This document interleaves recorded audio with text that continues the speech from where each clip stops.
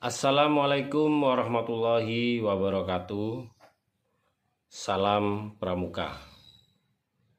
Puji syukur kehadirat Allah Subhanahu wa Ta'ala. Pada pagi hari ini kita dalam keadaan sehat walafiat. Sholawat dan salam mari tetap kita haturkan kepada Nabi Muhammad Sallallahu Alaihi Wasallam. Semoga kita selalu mendapatkan petunjuk dan syafaatnya. Adik-adik Pramuka, saya ucapkan selamat datang dan selamat bergabung dalam kegiatan penerimaan tamu ambalan pada hari ini.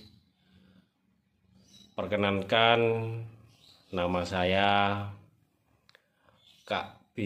Irawan Suwarno, biasa dipanggil Kak Bambang atau Kak Irawan atau Kak Bam atau Kak Bangir.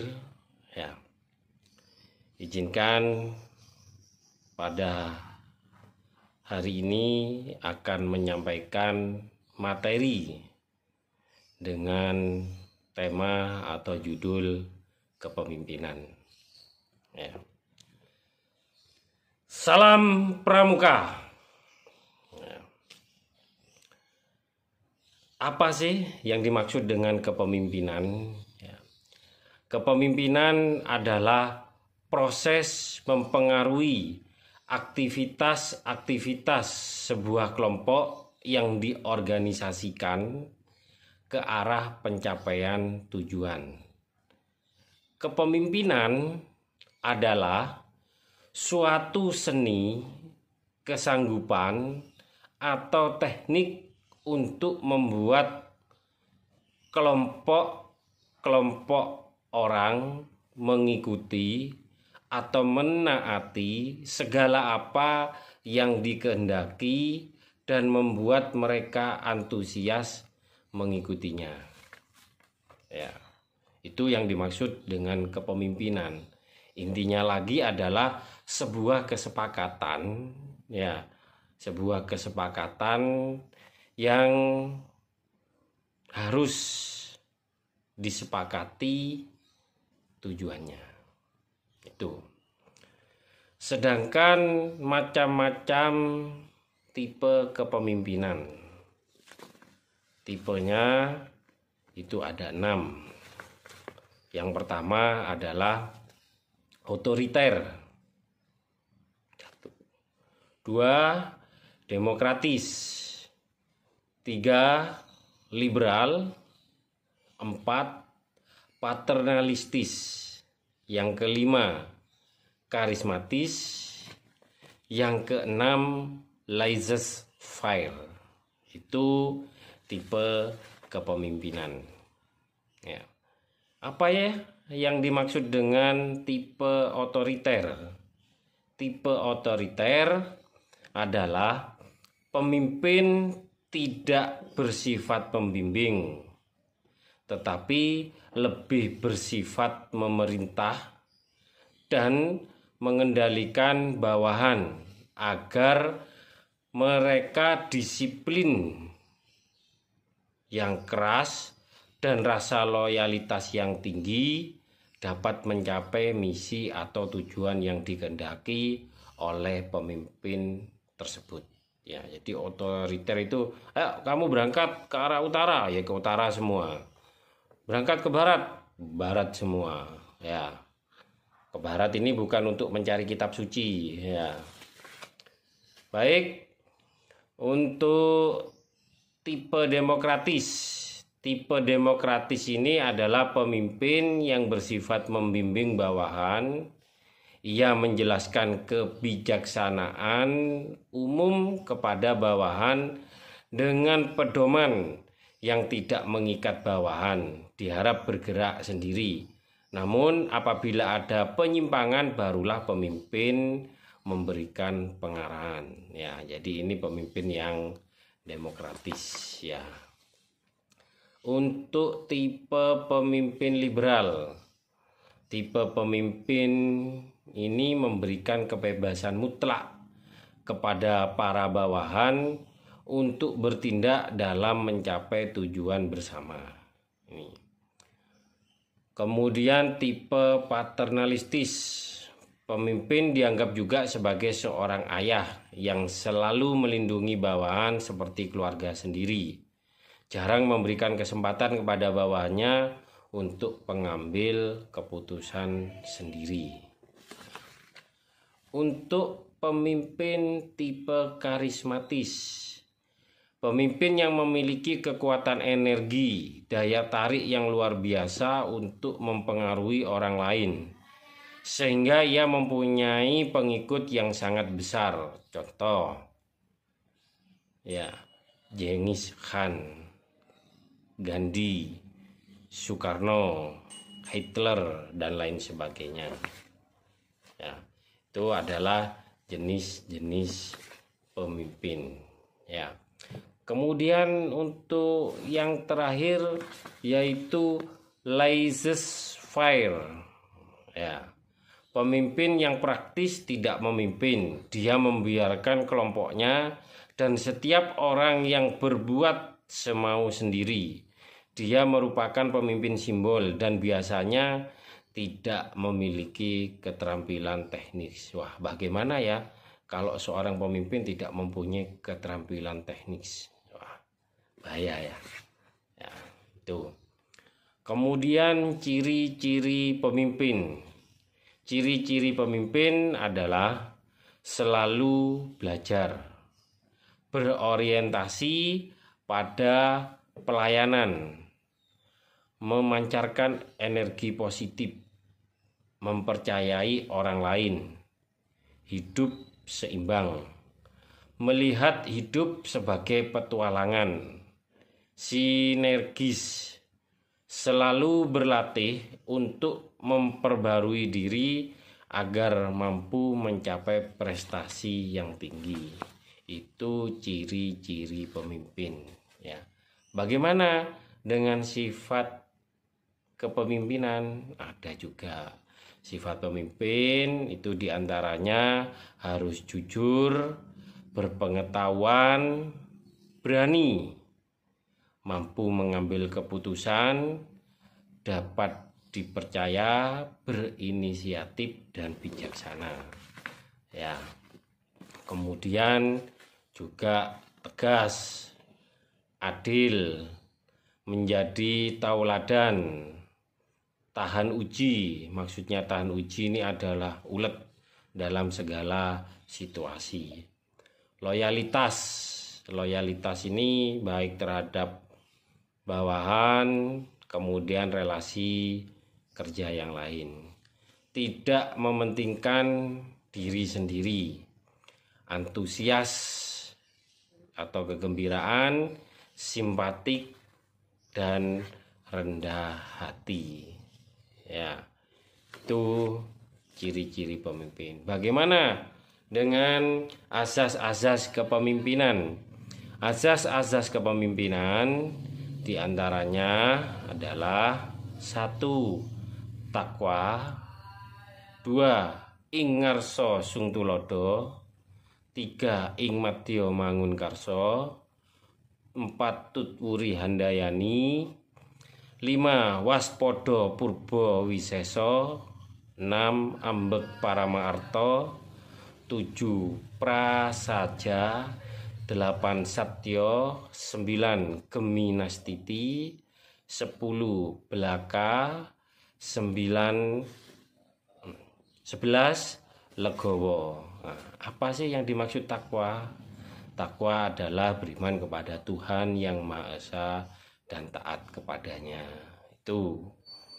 Yang kedua, apa yang dimaksud dengan ing ngarsa sung tulodo?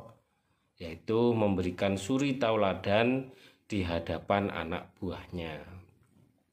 Ing madya mangun karso, itu ikut bergiat serta menggugah semangat di tengah-tengah anak buah.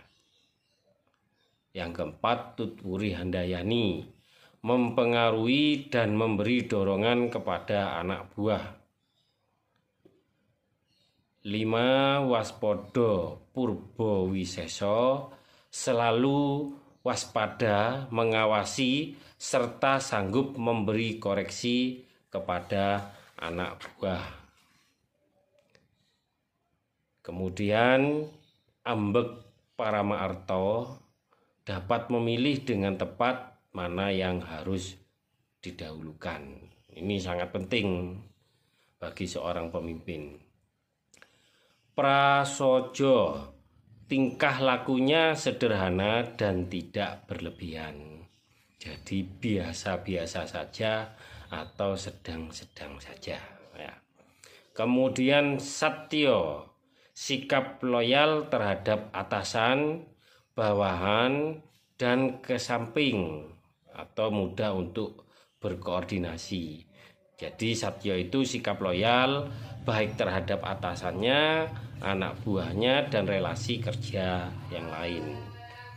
Kemudian geminastiti, kesadaran dan kemampuan untuk membatasi penggunaan dan pengeluaran segala sesuatu yang benar diperlukan.